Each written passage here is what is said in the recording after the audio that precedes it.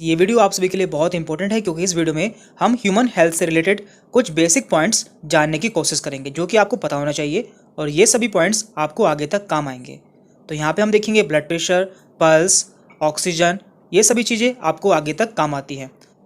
तो सबसे पहले हम बात करते हैं ब्लड प्रेशर की। तो देखिए ब्लड प्रेशर क्या होता है। ब्लड जिन नलिकाओं में बहता है या फिर जिन कैपिलरीज में सर्कुलेट होता है उनकी वॉल्स पर जो प्रेशर डालता है।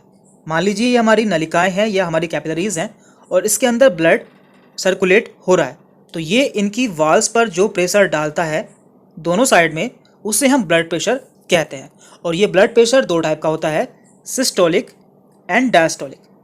तो यहाँ पर सिस्टोलिक ब्लड प्रेशर हमारा ऊपर का ब्लड प्रेशर होता है, जबकि डायस्टोलिक ब्लड प्रेशर हमारा नीचे का ब्लड प्रेशर होता है। तो हम यहाँ पे जानेंगे कि ब्लड प्रेशर नॉर्मल कितना होता है और हम कब मानेंगे कि हमारा ब्लड प्रेशर बढ़ चुका है। तो देखिए यदि किसी का ब्लड प्रेशर ऊपर का 120 होता है, यानी कि उसका सिस्टोलिक ब्लड प्रेशर 120 होता है और उसका डायस्टोलिक ब्लड प्रेशर 80 होता है, तो इसे हम नॉर्मल ब्लड प्रेशर मानते हैं, यानी कि वह व्यक्ति बिल्कुल स्वस्थ है। और इसके अलावा यदि किसी का ब्लड प्रेशर 130 हो जाता है ऊपर का और नीचे का 85 हो जाता है, तो ये ब्लड प्रेशर भी नॉर्मल माना जाता है, यानी कि उसका ब्लड प्रेशर अभी कंट्रोल में है। और इसके अलावा यदि किसी का ब्लड प्रेशर 140 ऊपर का होता है और नीचे का या फिर 90 हो जाता है, यानी कि यदि ऊपर का 140 हो या फिर नीचे का 90 हो, तो इसे हम थोड़ा सा बढ़ा हुआ ब्लड प्रेशर मानते हैं। एंड लास्ट में यदि किसी का ब्लड प्रेशर ऊपर का 150 हो जाता है और नीचे का 95 हो जाता है, तो इसे हम वेरी हाई ब्लड प्रेशर मानते हैं, यानी कि उसका ब्लड प्रेशर बहुत ज़्यादा बढ़ चुका है। और ऐसी कंडीशन में हमें तुरंत डॉक्टर के पास में जाना चाहिए क्योंकि ये इमरजेंसी कंडीशन होती है।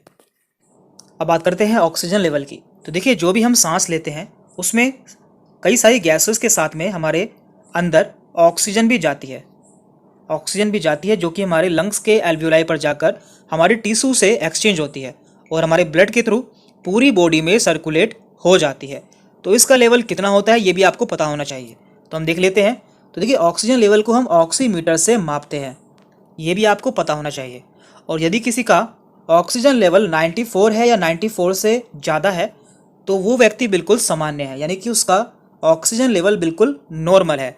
और यदि किसी का ऑक्सीजन लेवल 95 से 100 के बीच में आता है, तो उसका ऑक्सीजन लेवल काफ़ी अच्छा है। अब बात करते हैं कि हम इसे कम कब मानेंगे।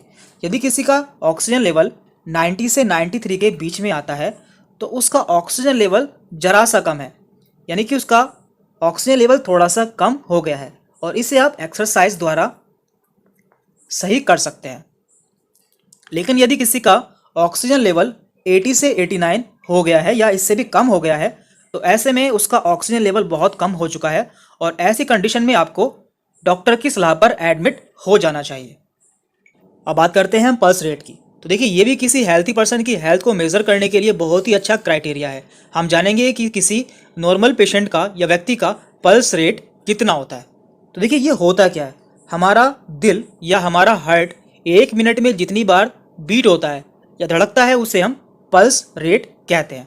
नॉर्मली ये 72 से 75 टाइम्स बीट करता है। तो देख लेते हैं।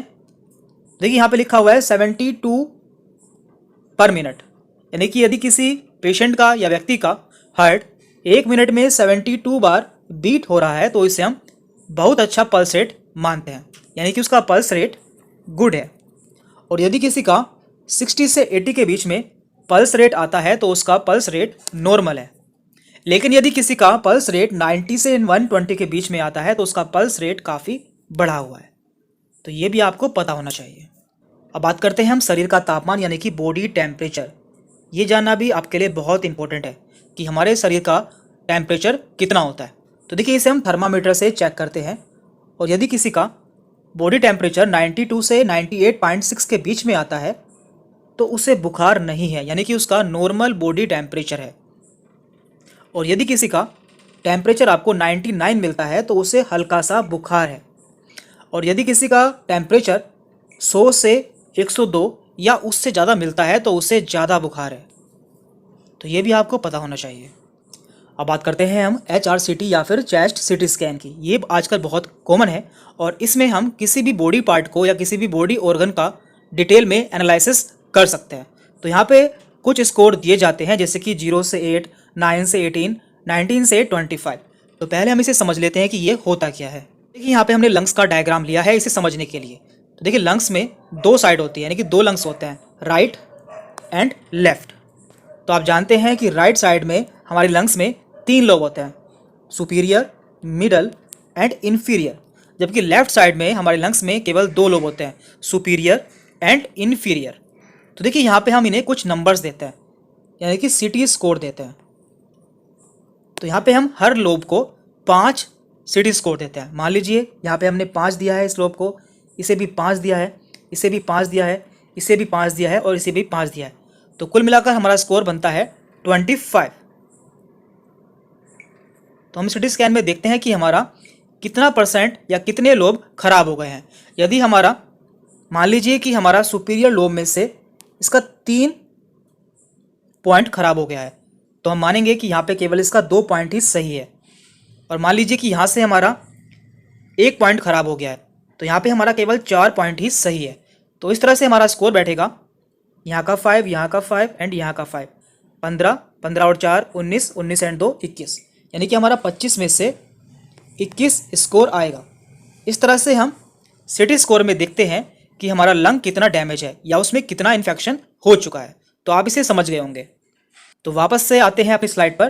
तो देखिए यहाँ पे दिया हुआ है, यदि किसी का HRCT यानी कि high resolution computer tomography score 0 से 8 के बीच में आता है, तो उसे माइल्ड इन्फेक्शन है, यानी कि उसे हल्का इन्फेक्शन है या उसे अभी इन्फेक्शन की शुरुआत हुई है। और यदि किसी का HRCT स्कोर 9 से 18 के बीच में आया है, तो उसे मॉडरेट इन्फेक्शन है। और यदि किसी का HRCT स्कोर 19 से 25 के बीच में आया है, तो उसे सीवियर इन्फेक्शन है, यानी कि उसे काफ़ी गंभीर इन्फेक्शन हो चुका है। तो इससे आप जान सकते हैं कि किसी को कितना इन्फेक्शन हुआ है उसके लंग्स में। और साथ में आपको यह भी जानना जरूरी है कि माइल्ड इन्फेक्शन में जो कंडीशन है या इन्फेक्शन है वो नॉर्मल दवाई से ठीक हो सकता है, लेकिन सीवियर इन्फेक्शन में ऑक्सीजन एंड वेंटिलेटर की ज़रूरत होती है। तो आज की वीडियो में हमने कुछ ऐसे बेसिक पॉइंट देखे हैं जो कि आपको पता होने चाहिए, क्योंकि आपको ये सभी पॉइंट आगे चलकर काफ़ी ज़्यादा काम आएंगे। तो इस वीडियो में इतना ही था। आपको यदि कोई कन्फ्यूजन होती है या कोई डाउट रहता है तो आप हमसे कमेंट करके पूछ सकते हैं। Thank you very much.